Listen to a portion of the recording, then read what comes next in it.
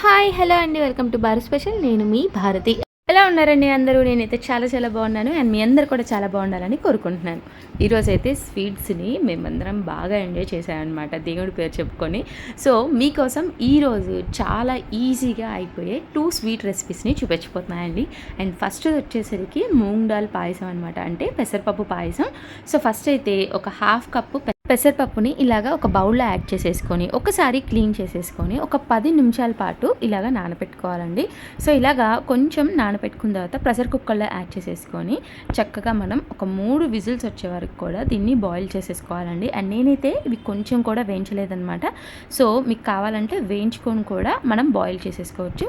And ప్రసాదాలు చూసే ముందు మన ఛానల్ కనుక ఎవరైనా ఫస్ట్ టైం చూస్తున్నామంటే ప్లీజ్ సబ్స్క్రైబ్ చేయండి, అలానే పక్కన బెల్ ఐకాన్ కూడా హిట్ చేయండి.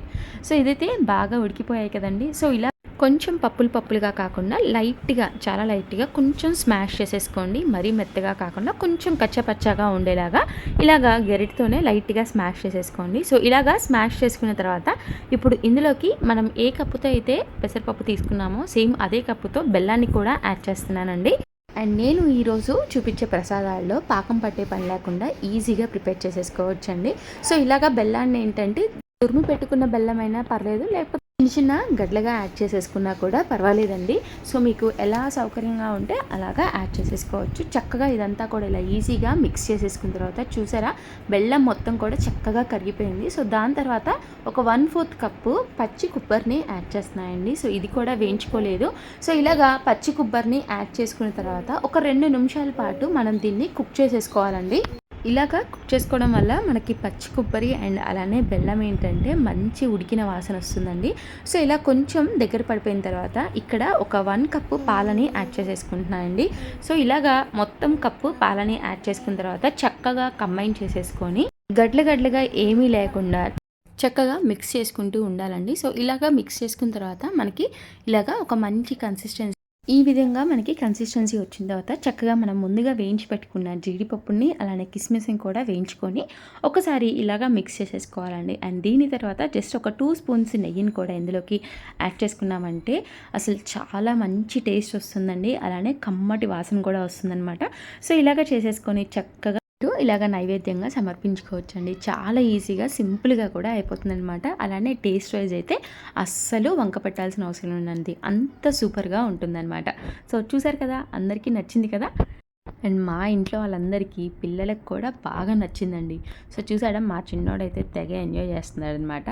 సో ఇంకొక ప్రసాదం వచ్చేసరికి గోధుమ రవ్వతో చేసిన పాయసం అండి. సో అది కూడా చాలా సింపుల్గా ఈజీగా చేసేసుకోవచ్చండి.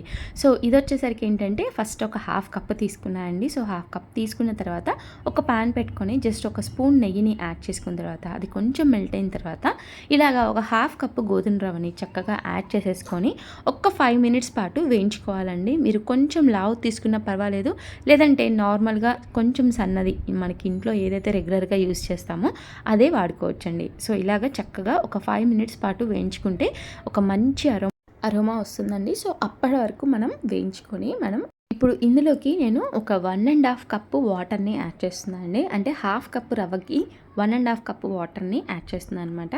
సో ఇలా వాటర్ని యాడ్ చేసుకున్న తర్వాత చక్కగా కంబైన్ చేసేసుకోవాలన్నమాట. కంబైన్ చేసుకొని మనం రవ్వ అంతా కూడా మనకి అన్నం ఎలా అయితే ఉడుకుతుందో సో అలాగా మెత్తగా ఉడికే వరకు సో మనం దీన్ని బాయిల్ చేసేసుకోవాలండి. సో మనం ఇది ఉడకపెట్టుకునేటప్పుడే చిటికెడు సాల్ట్ని కూడా యాడ్ చేస్తున్నాను అండి, టేస్ట్ పర్పస్ కోసం, మరీ చప్పగా లేకుండా. సో ఇలాగా సాల్ట్ని యాడ్ చేసుకున్న తర్వాత చూసారా, కొంచెం దగ్గర పడే వరకు ఇప్పుడు మనకి రవ్వ ఆల్మోస్ట్ ఉడికిపోయిందండి. సో మరీ మెత్తగా ఉడకపెట్టుకోకుండా నేనేంటంటే ఒక 3/4 మాత్రమే బాయిల్ అయ్యే వరకు ఉంచుకున్నాను అనమాట. సో ఇప్పుడు ఇలాగా మనం 3/4 వరకు కుక్ చేసుకున్న తర్వాత ఇందులోకి ఒక 3/4 కప్పు పాలని యాడ్ చేసుకుంటున్నాను అండి. అంటే కొంచెం వాటరీగా ఉన్నప్పుడే నేను పాలని యాడ్ చేస్తున్నాను అనమాట. ఎందుకంటే ఆ పాలకున్న స్వీట్నెస్ ఫ్లేవర్ కూడా ఆ రవ్వకు పట్టి టేస్ట్ అనేది చాలా బాగా వస్తుంది. సో ఇలాగా మనం రవ్వని అండ్ అలానే పాలని కూడా కలిపి ఇలాగా కొంచెం దగ్గర పడే వరకు ఇలాగా మనం బాయిల్ చేసుకుంటూ ఉండాలండి. సో చూసారు కదా, ఇలా కన్సిస్టెన్సీ వచ్చే వరకు కూడా మనం చక్కగా బాయిల్ చేసేసుకోవాలండి. సో ఇలాగా ఉడికిపోయిన తర్వాత మనం ఇప్పుడు ఇందులోకి ఏ కప్పుతో అయితే రవ్వను యాడ్ చేసామో అదే సేమ్ కప్పుతో నేను బెల్లాన్ని కూడా యాడ్ చేస్తున్నాను అండి. సో ఇలాగా బెల్లం కూడా యాడ్ చేసుకున్న తర్వాత చక్కగా కంబైన్ చేసేసుకోవాలండి. సో నేనైతే బెల్లాన్ని ఇలా తురుముకొని పెట్టుకున్నాను కాబట్టి చాలా త్వరగా ఇది అనేది మెల్ట్ అయిపోతుందండి. సో ఇలాగ చక్కగా మెల్ట్ అయిపోయిన తర్వాత కొంచెం దగ్గర పడాలండి. సో ఇలాగ మనం దగ్గర పడే వరకు చక్కగా బాయిల్ చేసేసుకున్న తర్వాత ఇలా చిన్న చిన్న బబుల్స్గా వచ్చినప్పుడు మనకి ఇది ఆల్మోస్ట్ రెడీ అయిపోయినట్లండి. అండ్ ఇప్పుడు ఇందులోకి మనం వేయించి పెట్టుకున్న జీడిపప్పుని కూడా ఇందులోకి యాడ్ చేసేసుకొని ఒక్కసారి మిక్స్ చేసేసుకొని సర్వ్ చేసేసుకోవడం అండి. సో చూసారు కదా, చాలా ఈజీగా సింపుల్గా మనం ఈ ప్రసాదాలని రెడీ చేసేసుకోవచ్చు. సో మీరు కూడా మీ ఇంట్లో రెడీ చేసేసి అమ్మవారికి నైవేద్యంగా సమర్పించేసేయండి. సో మీకు ఈ రెసిపీస్ నచ్చితే లైక్ చేసి అలానే మన ఛానల్ని తప్పకుండా ఫాలో అవ్వండి. Thank you for watching.